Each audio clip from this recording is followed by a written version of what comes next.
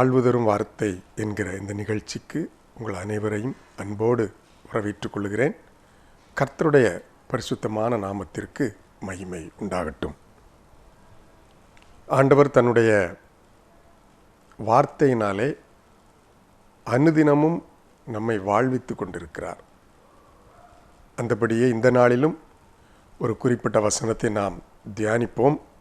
நெகேமியாவின் புஸ்தகம் 6ஆம் அதிகாரம் 15வது வசனம். நெகேமியா 6:15. அப்படியே அலங்கமானது 52 நாளைக்குள்ளே கட்டப்பட்டு ஏலூல் மாதம் 25ஆம் தேதியிலே முடிந்தது. ஒரு பெரிய வேலையானது வெற்றிகரமாக சீக்கிரமாக நிறைவேறி முடிந்ததை இந்த பகுதியிலே நாம் வாசிக்கிறோம். நெகேமியாவின் புஸ்தகத்திலே அதை குறித்து எருசலேமின் அலங்கம் கட்டப்பட்டதை குறித்து நூற்றுக்கணக்கான செய்திகளை இந்த புஸ்தகத்தின் அடிப்படையில் நாம் கேட்டிருக்கிறோம். நானும் அநேக செய்திகளை இந்த புஸ்தகத்திலிருந்து நான் பகிர்ந்து கொண்டிருக்கிறேன். இந்த நாளிலும் நம்முடைய வாழ்வுக்கு தேவையான ஒரு சில உண்மைகள் இந்த பகுதியில் அடங்கியிருக்கிறது. அதை மீண்டும் நாம் இந்த பகுதியை தியானிக்க முற்படுவோம். எந்த ஒரு பட்டணத்திற்கும் வீடு எதுவாக இருந்தாலும் மதில் சுவர் முக்கியம். அலங்கம் என்றால் மதில். ஒவ்வொரு பட்டணத்தையும் ராஜாக்கள் ஆட்சி செய்கிற காலத்திலே பட்டணங்களை சுற்றிலும் மதில் கட்டுவார்கள். அது தன்னுடைய எல்லையை குறிப்பதற்கு மாத்திரமல்ல, பாதுகாப்பிற்காகவும் அந்த மதில் சுவர் கட்டப்படும். அப்படியே எருசலேம் நகரத்திற்கும் சுற்றிலும் அலங்கம் இருந்தது, மதில் இருந்தது. அதனுடைய சுற்றளவு நீளம் சுமார் 4 கிலோமீட்டர், 4 கிலோமீட்டரும் சற்று அதிகம், அவ்வளவு நீளம் உடையது. அந்த மதிலினுடைய உயரம், சராசரி உயரம் 12 மீட்டர், அதாவது ஏறக்குறைய 40 அடி உயரமான அந்த மதில். அதனுடைய அகலம் ஒரு 2.5 மீட்டர் இருக்கும்.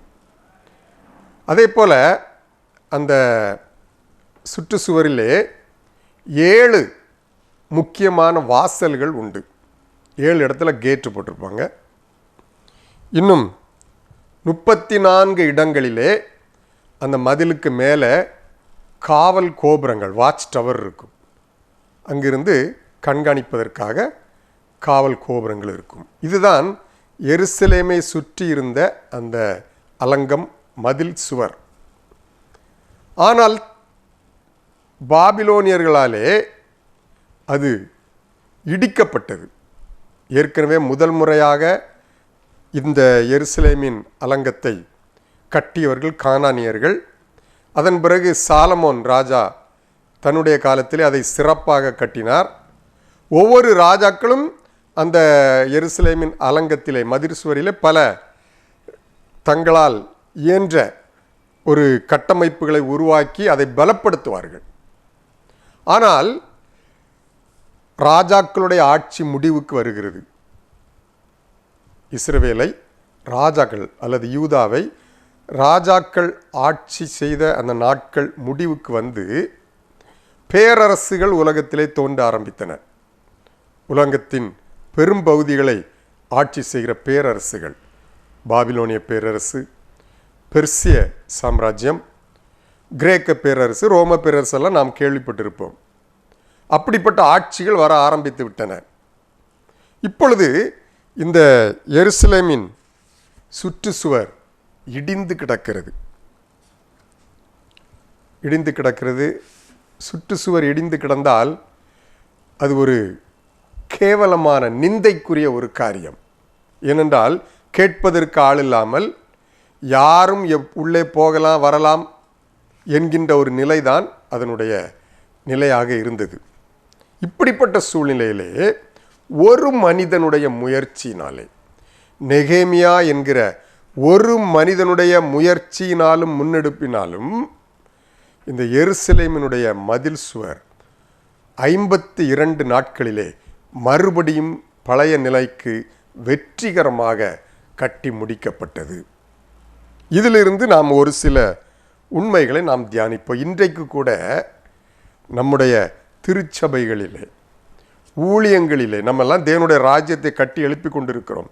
பல பகுதிகள் இடிக்கப்பட்டு கிடக்கின்றன, பல பகுதிகள் இடிபட்டு கிடக்கின்றன. அதனை மறுபடியும் கட்டி எழுப்புகிற பணியை நாம் செய்யும்படி ஆண்டவர் நம்மிடத்திலே எதிர்பார்க்கிறார். இந்த நாளிலே வெற்றிகரமாக எப்படி 52 நாட்களுக்கு உள்ளாக இந்த நெகேமியா அந்த எருசலேமின் அலங்கத்தை கட்டி முடித்தார், அதிலே இருக்கிற உண்மை என்ன என்பதை குறித்து ஒரு 3 காரியங்களை நம்ம சிந்தித்தால் அது நம்முடைய வாழ்வுக்கும் பிரயோஜனமாக இருக்கும். அநேக குடும்பங்கள் இன்றைக்கு இடிக்கப்பட்டு கிடக்கின்றன, குடும்ப உறவுகள் இடிபட்டு கிடக்கின்றன. ஊழியங்களில் கூட அநேக காரியங்கள் இடிக்கப்பட்டு சீரழிந்து கிடக்கிற பொழுது அவைகளை மறுபடியும் எடுத்து கட்டி எழுப்புகிற உன்னதமான பணியை ஆண்டவர் நம்மிடத்தில் எதிர்பார்க்கிறார். நெகேமியா அதை செய்தார். எவ்விதம் செய்து நிறைவேற்றினார் என்பதை ஒரு சில முக்கிய குறிப்புகளை நாம் இன்றைக்கு தியானிக்கலாம். முதலாவது, நெகேமியா தனி ஒருவனாக அந்த பணிக்கு முன் வந்தார். தனி ஒருவனாக அந்த பணியை அவர் முன்னெடுத்தார், ஆரம்பித்தார். ஒரு இனிஷியேட் மிக அவசியமாக இருந்த நேரத்திலே நெகேமியா அந்த பணியை ஆரம்பித்தார். 2ஆம் அதிகாரம் 10வது வசனத்தை நான் வாசிக்கிற பொழுது அதனுடைய பிற்பகுதி இவ்வாறு சொல்லுகிறது: இஸ்ரவேல் புத்தரின் நன்மையை விசாரிக்க ஒருவன் வந்தான். ஒரு மனிதன் அந்த பணியை முன்னெடுத்தார். ஆரம்பம் ரொம்ப முக்கியம். இடிந்து கிடக்கிறது வருத்தமான காரியம். எல்லாருக்கும் அது வருத்தமாகத்தான் இருக்கிறது. யாராவது ஒருவர் அதை கட்டி எழுப்ப மாட்டார்களா என்று அநேகர் வேதனைப்பட்டிருப்பார்கள். ஏன் இப்படி கிடக்குது ஐயோ என்று சொல்லி வேதனைப்பட்டவர்கள் பலர். எப்படியாக இது கட்டி எழுப்பப்பட்டால் நலமாயிருக்குமே என்று அநேகர் ஏங்கினார்கள். ஆனால் அந்த பணியை துவக்குவதற்கு, அதற்கு ஒரு ஆரம்ப புள்ளி வைப்பதற்கு யாரும் முன் வராத பொழுது எருசலேமிலிருந்து எத்தனையோ பல 1000 கிலோமீட்டர்களுக்கு அப்பால் இருக்கிற நெகேமியா அதை குறித்து கேள்விப்பட்ட பொழுது அவர் அந்த அலங்கத்தை கட்டி எழுப்புகிற பணிக்கு அவர் ஆரம்ப புள்ளி வைத்தார். அவர் அந்த பொறுப்பை எடுத்துக்கொண்டார். தனி ஒருவனாக முதலாவது கர்த்தர் நம்மை அழைக்கிறார். இன்றைக்கு நம்முடைய வாழ்க்கையிலே அநேக காரியங்கள் நம்ம கண் முன்பாக சில காரியங்கள் சீரழிந்து கிடக்கிறதை பார்க்கிறோம், இடிபட்டு கிடக்கிறதை நம்மால் பார்க்க முடிகிறது. யாராவது அதை சரி செய்தால் நலமாக இருக்குமே என்று நம்ம நினைக்கலாம். ஆண்டவர் சொல்லுகிறார், யாராவது அல்ல, நீதான் அதை செய்ய வேண்டும், நீதான் அதை ஆரம்பிக்க வேண்டும். அந்த பணியை அதற்கு ஒரு துவக்க புள்ளியை வைக்க வேண்டியது நீதான் என்று ஆண்டவர் சொல்லு. நெகேமியா 1ஆம் அதிகாரம் 4வது வசனத்தை வாசிக்கிற பொழுது, இந்த வார்த்தைகளை கேட்டபோது நான் உட்கார்ந்து அழுது சில நாளாய் துக்கித்து உபவாசித்து மன்றாடி பரலோகத்தின் தேவனை நோக்கி ஜெபித்தார். அன்பான ஆண்டவருடைய பிள்ளைகள், எப்படியும் போகட்டும், நான் உண்டு, என் வேலை உண்டு என்று இருந்து விடவில்லை இந்த நெகேமியா. அவர் ரொம்ப செட்டில்டு லைஃப்பில் இருந்தார். சூசான் அரண்மனையிலே அந்த பேரரசருக்கு பானபாத்திரக்காரனாக இருந்தார். ஒரு அரசாங்க வேலை, நல்ல சம்பளம், நல்ல சாப்பாடு. ஆனால் பல 1000 மைல்களுக்கு அப்பால் இருக்கிற எருசலேமின் அலங்கம் இடிபட்டு கிடக்கிறதை கேட்ட பொழுது அவர் துக்கித்து அழ ஆரம்பித்தார். அந்த காரியத்தை ஜபத்தோடு அதை மறுபடியும் கட்டி எழுப்புகிற அந்த காரியத்தை ஆரம்பித்தார். இன்றைக்கும் நம்முடைய வாழ்க்கையில் ஒரு திருச்சபையில் பாருங்கள், ஒரு குறிப்பிட்ட பணி முடங்கி கிடக்கிறது என்று வைத்துக்கொள்வோம். ஒரு சிறுவர் ஊழியம் அல்லது வாலிபர்கள் மத்தியிலே செய்யப்பட வேண்டிய ஒரு ஊழியம் அல்லது ஒரு சுவிசேஷ பணி, நற்செய்தி பணி, ஏதோ ஒன்று நம்முடைய கண் காண நம்முடைய திருச்சபையிலே அது செயலற்று கிடக்கிறது. பல நாளாக அது இடிபட்டு கிடக்கிறதை போல ஒரு சில ஊழியம் இடிபட்டு கிடந்தால் அதை பார்த்து கொண்டு யாராவது செய்தால் நலமாயிருக்குமே என்று சொல்லி இருக்க வேண்டிய நாட்கள் அல்ல இது. இந்த நெகேமியாவை போல ஜபத்தோடு நான் அந்த பணியை முன்னெடுத்து செய்ய வேண்டும். நான் தான் அதை ஒரு இனிஷியேட், ஒரு ஆரம்பத்தை, அது ரொம்ப முக்கியமாக இருக்கிறபடினாலே ஆரம்பித்தா எல்லாரும் வந்துடுவாங்க. ஆரம்பித்து செய்ய வேண்டிய ஒரு பணியை ஆண்டவர் நம்மிடத்தில் எதிர்பார்க்கிறார். பார்த்துவிட்டு நான் நன்றாகத்தான் இருக்கிறேன், நான் யாருக்கும் எந்த தொந்தரவும் செய்யவில்லை என்று சொல்லி அப்படி போய்விடுவதல்ல. இந்த நான் வேண்டுமானால் பணம் ஹெல்ப் பண்ணலாம், யாராவது ஆரம்பிக்கட்டும் என்று சொல்லி இருந்து விடவில்லை இந்த நெகேமியா. யாராவது செய்யட்டும், நான் இங்கிருந்து பணத்தை அனுப்புகிறேன், நான் தேவையான உதவிகளை செய்கிறேன் என்று சொல்லி அப்படியும் இருந்து விடாதபடிக்கு தானே முன்வந்து அந்த பணியை ஆரம்பித்தார். நெகேமியா தன்னுடைய நிலையை, தன்னுடைய மேன்மையை அதற்கு பயன்படுத்தினார். 2ஆம் அதிகாரம் 3வது வசனத்தை வாசிக்கிற பொழுது, ராஜாவை நோக்கி, ராஜா என்றைக்கும் வாழ்க, என் பிதாக்களின் கல்லறைகள் இருக்கும் ஸ்தலமாகிய நகரம் பாழானதும் அதன் வாசல்கள் அக்னியால் சுட்டரிக்கப்பட்டதுமாய் கிடக்கும்போது நான் துக்கமுகத்தோடு இராதிருப்பது எப்படி என்றேன். ராஜாவுக்கு மிக நெருக்கமான செல்வாக்குடைய மனிதனாக இருந்த நெகேமியா தன்னுடைய அந்த செல்வாக்கை கர்த்தருடைய நகரமாகிய எருசலேம் பட்டணத்தின் மதில்கள் இடிந்து கிடக்கிறதே, அதை கட்டி எழுப்பது கூட அந்த பணி, அந்த செல்வாக்கை பயன்படுத்துகிறார். ராஜாவின் இடத்திலே சொல்லுகிறார், எப்படியாவது அந்த பணியை துவங்குவதற்குரிய எல்லா காரியங்களையும் நெகேமியா தனி ஒருவனாக, இதுவரைக்கும் அவருக்கு வேற யாரும் சப்போர்ட்டுக்கு வரல, தனி ஒருவனாக அந்த பணியை முன்னெடுத்து செல்லுகிறார். இன்றைக்கு ஆண்டவர் சில மேன்மைகளை, சில இடங்களில் நமக்கு செல்வாக்குகளை தந்திருக்கலாம், சில உயர்வுகளை கூட நாம் பெற்றிருக்கிறோம். ஆனால் அந்த செல்வாக்கு, அந்த மேன்மை, உயர்வுகளை எல்லாம் இடிபட்டு கிடக்கிற தேவ ராஜ்யத்தின் பகுதிகளை கட்டி எழுப்புவதற்கு நான் பயன்படுத்துவதற்காகத்தான் அந்த மேன்மையை கர்த்தர் நமக்கு தந்திருக்கிறார் என்பதை புரிந்து கொள்ள வேண்டும். யாரை நான் அனுப்புவேன், யார் எனது காரியமாய் போவாய் என்று ஆண்டவருடைய சத்தத்தை கேட்ட பொழுது ஒரு தீர்க்கதரிசி ஏசாயா, நான் போகிறேன், நான் போகிறேன் என்று சொல்லி அவர் முன் வந்தார். யாரையாவது அனுப்பும், நான் உதவி பண்ணுகிறேன் என்று சொல்லவில்லை, நான் போகிறேன். இன்றைக்கும் இதுதான் பெரிய பிரச்சனையாக இருக்கிறது. யாராவது செய்யட்டும், யாராவது செய்தால் நலமாயிருக்கும் என்று சொல்லி அப்படியே நாமும் ஒதுங்கிக் கொள்வதிலேயே தீவிரப்படுகிறோம். இன்றைக்கு ஆண்டவர் அன்போடு அழைக்கிறார். உன் கண் முன்னாலே நீ பார்க்கும்படியாக அநேக காரியங்கள் இடிந்து கிடக்கிறதே, அதை மறுபடியும் கட்டி எழுப்புவதற்கு அந்த பணியை ஆரம்பித்து வைக்க வேண்டியது நீதான் என்று கர்த்தர் சொல்லுகிறார். நாம் தான் அந்த பணியை முதலாவது முன்னெடுத்து செல்ல வேண்டும் என்று ஆண்டவர் விரும்புகிறார்.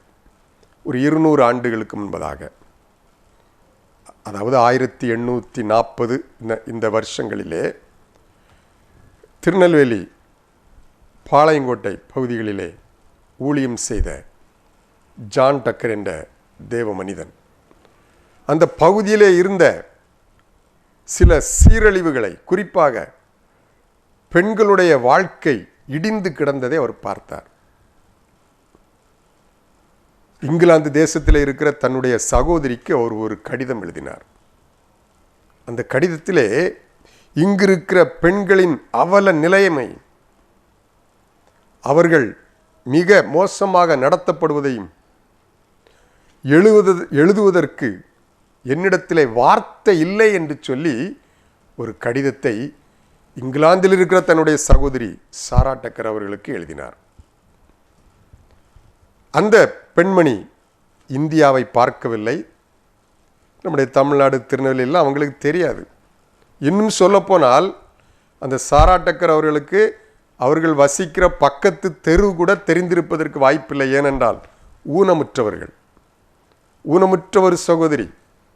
அவர்கள் இதை கேள்விப்படுகிற பொழுது எத்தனையோ பல்லாயிரக்கணக்கான கிலோமீட்டர்களுக்கு அப்பால் இருக்கிற அந்த திருநெல்வேலி பகுதியில் தேவனுடைய ராஜ்யம் இடிபட்டு கிடக்கிறதே என்பதை அறிந்து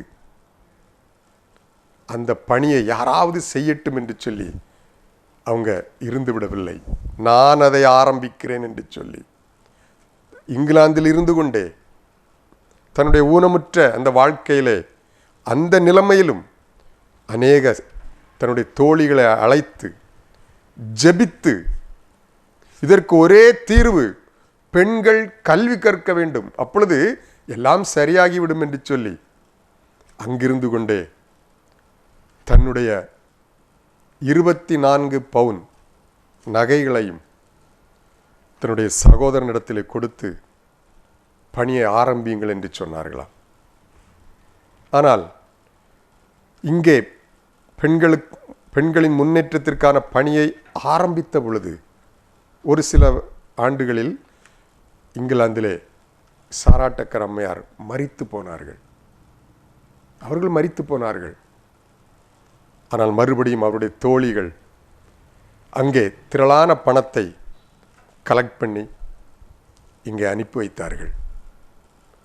சாரா டக்கர் ஆசிரியர் பயிற்சி நிறுவனம், சாரா டக்கர் பெண்கள் பள்ளி, கல்லூரி என்று சொல்லி பெண்களுக்கான முன்னேற்றத்திலே பல நிறுவனங்கள் உருவாகி இன்றைக்கு மிக உயர்ந்த நிலையிலே பெண்கள் இருப்பதற்கு காரணம் ஒரு சகோதரியினுடைய ஆரம்ப பணி.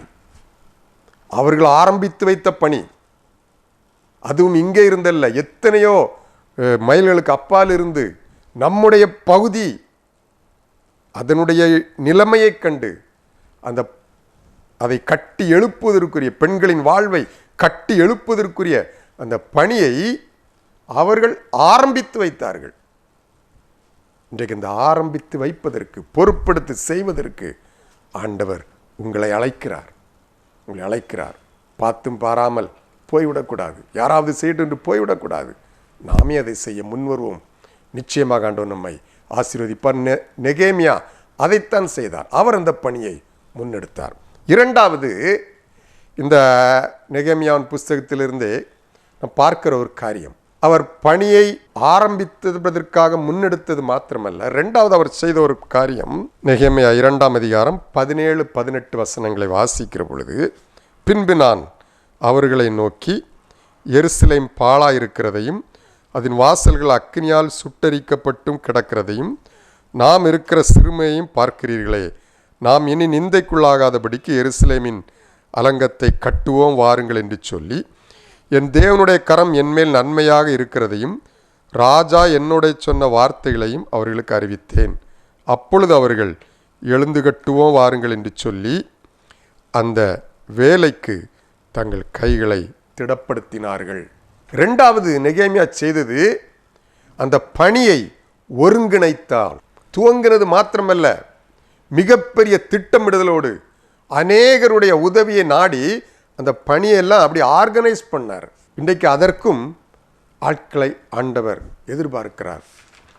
நெகேமியா பணியை ஆரம்பித்து விட்டு அந்த பாரத்தை மக்களுக்குள்ளே கொண்டு செல்லுகிறார்.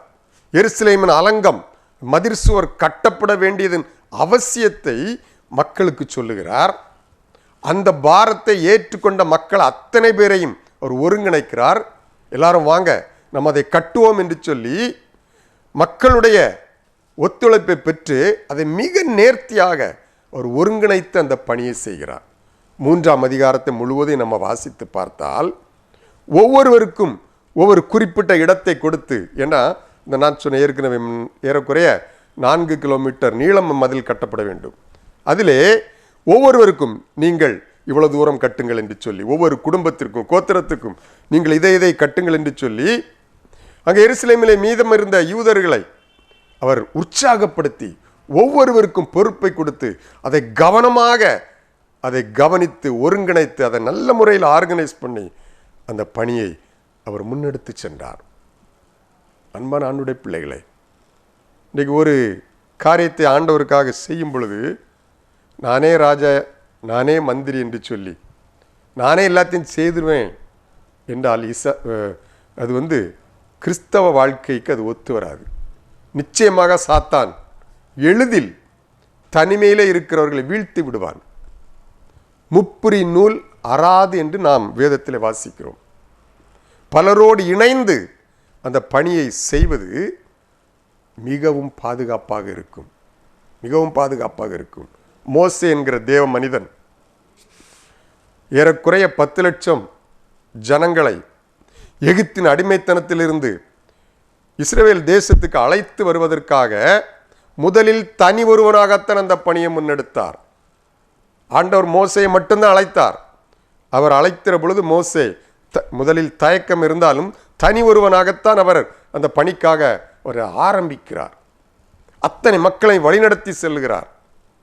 அப்பொழுது ஆண்டவர் அநேகருடைய உதவிகளை அவருக்கு கொடுக்கிறார்.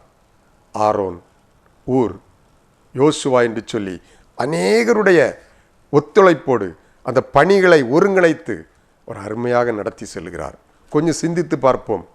10 பேரை கூட நம்மால் ஒரு இடத்துக்கு கூட்டிகிட்டு போகிறது, பிரயாணப்பட்டு கொண்டு போகிறது எவ்வளவு கடினமாக இருக்கிறது.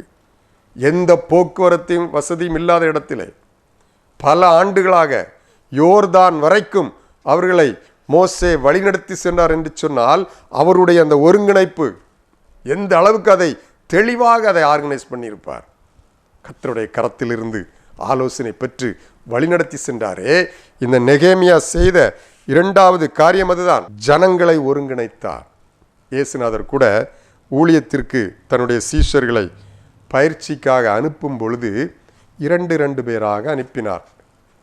தனியாக வாய்ப்பு கிடைக்கும்போது ஊழியம் செய்யலாம். ஆனால் இந்த நெகேமியாவினுடைய வெற்றிக்கு மிக முக்கிய காரணம், மதில் கட்டுவதற்கு தேவையான எல்லா பொருட்களும் தன்னிடம் இருந்தும், ராஜா தனக்கு எல்லா உதவியும் செய்திருந்தும் அவர் என்ன பண்ணுறாரு, ஜனங்களை ஒருங்கிணைக்கிறார். ஜனங்களை ஒருங்கிணைக்கிறார். இன்றைக்கு நம்ம வீட்டில் ஒரு 2 நாள் ஒரு திருமண விருந்து நடக்கிற, திருமண நிகழ்வு நடக்கிறது என்று வைத்துக்கொள்வோம். அந்த நிகழ்ச்சிகளை, அந்த விருந்து உட்பட எல்லா நிகழ்ச்சிகளையும் மிக சரியாக நாம் ஒருங்கிணைக்க தவறினால் மிகப்பெரிய பிரச்சனை ஏற்பட்டுவிடும்.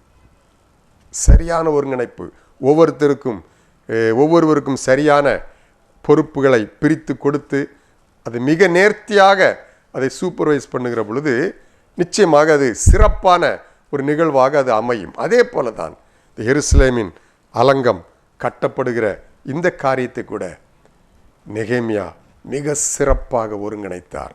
அன்பான ஆண்டவருடைய பிள்ளைகளை, நமக்கு இருக்கிற 2வது ஒரு மிகப்பெரிய பொறுப்பு என்ன தெரியுமா?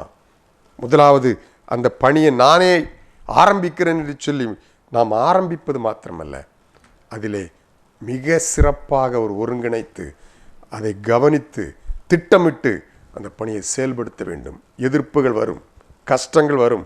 நான் ஏன் பேசாமல் நானே என் வேலையை பார்த்துட்டு இருந்திருக்கலாமே என்று சிந்திக்கக்கூடிய நிலை வரும். எனக்கு என்ன இப்போ ஆச்சு, நான் ஏன் இதை செய்ய வேண்டும், இடிஞ்சு கிடக்குது, ஒருத்தருக்கு அக்கறை இல்லையே, நான் ஏன் இதை செய்ய வேண்டும் என்கிற எண்ணங்கள் வரக்கூடிய அளவுக்கு எதிர்ப்புகள், போராட்டங்கள் வரும். ஆனாலும் கர்த்தருடைய பலத்தினாலே இந்த பணியை மிக சிறப்பாக ஒருங்கிணைத்து செய்கிற பொழுது நிச்சயமாக 52 நாளிலே அலங்கம் கட்டப்பட்டது போல கர்த்தருடைய ராஜ்யம் கட்டி எழுப்பப்படும் நம் நிமித்தமாக. 3வது இன்னொரு காரியத்தையும் நெகேமியா செய்தார். அதையும் சிந்தித்து நாம் நிறைவு செய்வோம். 3வது நெகேமியா செய்த காரியம் என்ன தெரியுமா? எதிர்ப்புகளை உடைத்தெறிந்தார். இந்த நெகேமியா அந்த செய்ய ஆரம்பித்ததிலிருந்தே பலவிதமான எதிர்ப்புகள். இந்த நெகேமியான் புஸ்தகத்திலே 2 பெயர்கள் அடிக்கடி வரும். சன்பல்லாத், தொபியா, 2 மனிதர்களுடைய, பொல்லாத மனிதர்களுடைய பெயர்கள் அடிக்கடி இந்த புஸ்தகத்தில் வரும். இவங்க 2 பேரும் யார் தெரியுமா? இவர்கள் தான் இந்த எருசலேமிலே மறுபடியும் மதிலை கட்டி எழுப்புகிற நெகேமியாவின் பணியை எப்படியாவது தடுத்து முடக்கிவிட வேண்டும் என்று சொல்லி கோபத்தோடு, எரிச்சலோடு செயல்பட்ட மனிதர்கள். இந்த சன்பல்லாத் யார் என்றால், எருசலேமுக்கு அடுத்து இருக்கிற சமாரியாவின் பகுதியிலே அவர் ஆளுநராக இருக்கிறார். ஏனென்றால் இப்பொழுது உலகம் முழுவதும் ஒரு உலகத்தின் பெரும் பகுதியிலே பாரசீக சாம்ராஜ்யம் தான் இருக்கிறது. பாரசீக பேரரசனாகிய அர்த்தசஷ்டா அவருடைய அரண்மனையில் தான் நெகேமியா இருக்கிறார். உலகத்தின் பெரும்பகுதியைப் போல இந்த எருசலேம் உட்பட எல்லா பகுதிகளும் பாரசீக சாம்ராஜ்யத்துக்குள்ள இருக்குது. ராஜாக்கள்லாம் கிடையாது. எருசலேமுக்கு தனி ராஜாலாம் கிடையாது. பேரரசர்கள். உலகத்தின் பெரும்பகுதி அவர்களை கட்டுப்பாட்டுக்குள்ள இருக்கிறது. அதிலே சமாரியாவ என்ற பகுதியை ஆளுவதற்கு குறுநில மன்னராக நியமிக்கப்பட்ட மனிதன் தான் இந்த சன்பல்லாத். அவன் ஒரு சமாரியன். அதே போல தொபியா, அவர் ஒரு அம்மோனியன். அவர் யார் என்றால் ஒரு அரசு அதிகாரி, அந்த பகுதியில் செயல்பட்ட ஒரு அரசாங்க அதிகாரி. இவர்களுக்கு என்ன ஆயிற்று? நமக்கு பார்க்கிற பொழுது 3வது வசனத்தில் இந்த 2ஆம் அதிகாரம் 3ஆம் அதிகாரம் 4ஆம் அதிகாரம் பல இந்த அதிகாரம் முழுவதும் இவர்களுடைய ஒரு எதிர்ப்பை நாம் பார்க்க முடியும். 2ஆம் அதிகாரம் 10ஆம் வசனத்தில் இப்படி போடப்பட்டிருக்கிறது: இஸ்ரவேலின் நன்மையை விசாரிக்க ஒருவன் புறப்பட்டான் என்பதை சன்பல்லாத் தொபியா கேள்விப்பட்ட பொழுது மிகவும் விசனம் அடைந்தார்கள். கேள்விப்பட்ட உடனே பிரச்சனை ஆரம்பிச்சிருச்சு. இன்னும் மதில் கட்ட ஆரம்பிக்கல, ஒருத்தன் வந்திருக்கிறான், அவ்வளவுதான்.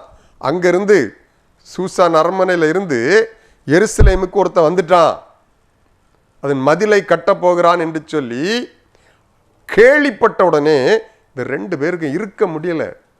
மிகப்பெரிய எரிச்சல், கோபம். அது எப்படி இடிந்து கிடந்த மதிலை ஒருவன் கட்டலாம்? அங்க அப்படிதான் வாசிக்கிறோம். நன்மை செய்ய ஒருவன் வந்தான், விசாரிக்க ஒருவன் வந்து விட்டான். விசாரிப்பற்று இடிபட்டு கிடக்க வேண்டும் என்பதுதான் பிசாசினுடைய ஆசை. அதனால இடிபட்டு கிடக்கிறதை மறுபடியும் கட்டி எழுப்புகிறவர்கள் நிமித்தம் பிசாசுக்கு ரொம்ப கோபமும் எரிச்சலும் உண்டு. இங்க நெகேமியாவை அவருடைய இந்த பணியை தடுத்து நிறுத்த முற்படுகிறார்கள். 19ஆம் வசனம், 2ஆம் அதிகாரம் 19ஆம் வசனத்தில் மிரட்டல் விடுறாங்க. நீங்க ராஜாவுக்கு எதிராக போறீங்களா என்று சொல்லி மிரட்டல் விடுகிறார்கள். 4ஆம் அதிகாரம் 1வது வசனத்தை வாசிக்கிற பொழுது அந்த பணிகளை ஆரம்பிச்சிட்டாங்க. பார்த்தீங்களா? கட்ட ஆரம்பித்த உடனே இந்த சன்பல்லாத் சக்கந்தம் பண்ணி அப்படின்னா தூஷிக்கிறான், இஸ்ரவேலரை தூஷிக்கிறான். அதே 4ஆம் அதிகாரம் 3வது வசனத்தில் தொபியா அவனும் நிந்திக்கிறான். என்ன மதில் கட்டுறீங்க, ஊதுனால இடிஞ்சு விழுந்துருமா என்று சொல்லி அவன் நிந்திக்கிறான்.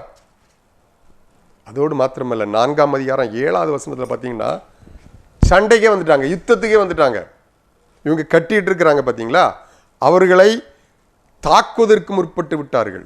எல்லா காரியத்திலையுமே இந்த நெகேமியா ஜெபத்தோடு இவர்களுடைய திட்டங்களை எல்லாம் முறியடித்து கொண்டிருந்தார்.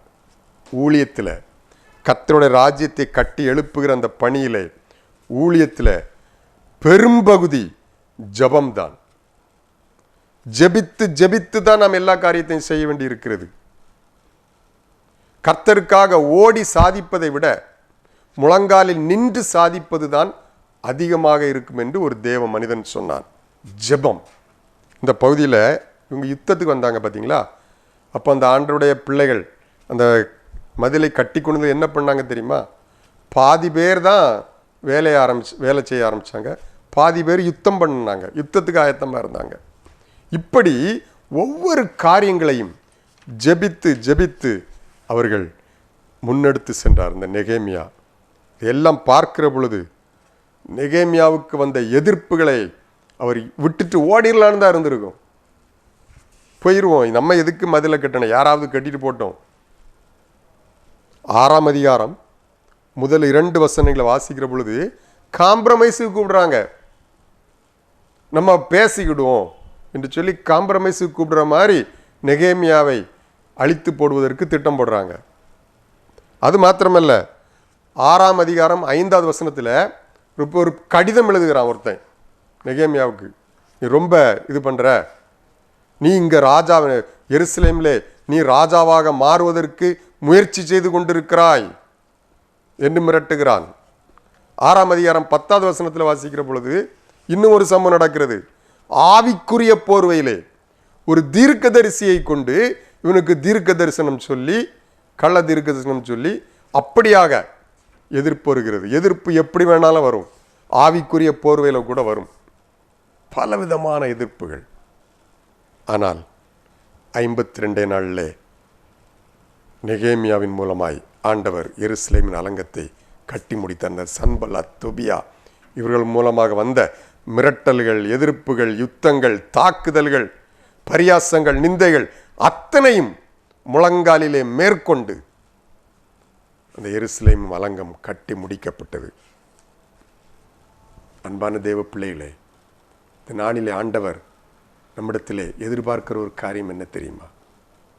நம்மெல்லாம் அவருடைய பிள்ளைகள், அவருடைய ஊழியக்காரர்கள், விசுவாசிகள், இப்படி சொல்லிக் கொள்ளுகிறோம். ஆனால் கண் முன்னால சில காரியங்கள் சீரழிந்து கிடக்கிற பொழுது, சில காரியங்களை இடிபட்டு கிடக்கிற பொழுது, அவைகளை முன்னெடுத்து செல்லவும் ஆரம்பிக்கவும் அந்த காரியங்களை கடினம் பாராதபடிக்கு, எதிர்ப்பை பாராதபடிக்கு அதை ஒருங்கிணைத்து நடத்தி செல்லவும் நமக்கு முடியுமா? அதற்கு ஆயத்தமா? இல்லை எப்போதும் போல நான் அப்படியே ஆண்டவரை ஆராதிச்சுட்டு நான் உண்டு, என் வேலை உண்டு, என்னுடைய பரிசுத்தத்தை பாதுகாத்துட்டு நான் அப்படி போயிடுறேன் என்று சொல்லுவோம் என்று சொன்னால், நாம் இல்லாவிட்டால் வேற யார் இந்த பணியை செய்வது? இன்றைக்கு அவசரமாக கட்டி எழுப்பப்பட வேண்டிய காரியங்கள் அநேகம் உண்டு. இடிந்து கிடக்கிற காரியங்கள் அநேகம் உண்டு. தொலைக்காட்சிகள், அந்த சமூக வலைத்தளங்கள்லாம் பாருங்க. ஒவ்வொருவரும் ஊழியங்களை ஒருவர் இன்னொருவரை தாக்குகிறார். அவர் இவரை தாக்குகிறார், இவர் அவரை தாக்கி பேசுகிறார். நீங்கள் ஒருவர் கடித்து பட்சித்தினால் அழிவீர்கள். இடிபட்டு கிடக்கிற ஆண்டவருடைய காரியங்கள், ராஜ்யத்தின் பகுதிகளை கட்டி எழுப்புவதற்கு வேறு யாரும் அல்ல, நான் அதை ஆரம்பிக்க வேண்டும். ஆண்டவர் அழைக்கிறார். ஒப்பு கொடுப்போமா? கர்த்தர் நம்மை ஆசீர்வதிப்பார். கண்களை மூடி ஜெபிப்போம். கிருபை நிறைந்த நல்ல ஆண்டவரே, அநேக குடும்பங்கள், திருச்சபையின் காரியங்கள், அநேக காரியங்கள் இடிபட்டு பாழாய் கிடக்கிற பொழுது அவைகளை மறுபடியும் கட்டி எழுப்புகிற உன்னதமான பணிக்கு எங்களை அழைக்கிறீங்கப்பா. உமக்கு ஸ்தோத்திரம். உம்முடைய அழைப்பை ஏற்றவர்களாய் ஆண்டவரே, அந்த பணியை தனி ஒருவனாய் ஆரம்பிக்கவும், அநேகரோடு இணைந்து ஒருங்கிணைத்து அதை செயல்படுத்தவும் எங்களுக்கு ஞானத்தை தாரும், பலத்தை தாரும். எதிர்ப்புகள் பல விதங்களில் வருகிற பொழுது இயேசுவின் நாமத்தினாலே அவைகளை மேற்கொள்ளுகிற கிருபைகளை தாரும். இந்த நாளிலே இந்த செய்தியை கேட்டுக்கொண்டிருக்கிற அத்தனை பேரையும் நெகேமியாவைப் போல இடிந்து கிடக்கிறவர்களை கட்டி எழுப்புகிறவர்களாக நீர் பயன்படுத்தும், பலப்படுத்தும். அத்தனை பேரையும் உற்சாகப்படுத்தும். உம்முடைய நாமத்தினாலே அத்தனை பேரையும் ஆண்டவர் ஆசீர்வதிப்பீராக. எங்களை தாழ்த்தி தருகிறோம். இயேசுவின் மூலம் ஜெபிக்கிறோம். ஜெபங்களும் நல்ல பிதாவே, ஆமென். God bless you.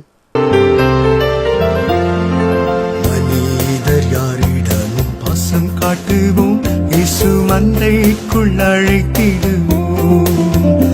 அதி உற்சாகமாய், அதி சீக்கிரமாய் ராஜா பாதையை செம்மையாக்குவோம். நம் இயேசு ராஜாவே, இதோ வேகம் வராரே, அதிவேகமாய் செயல்படுவோம்.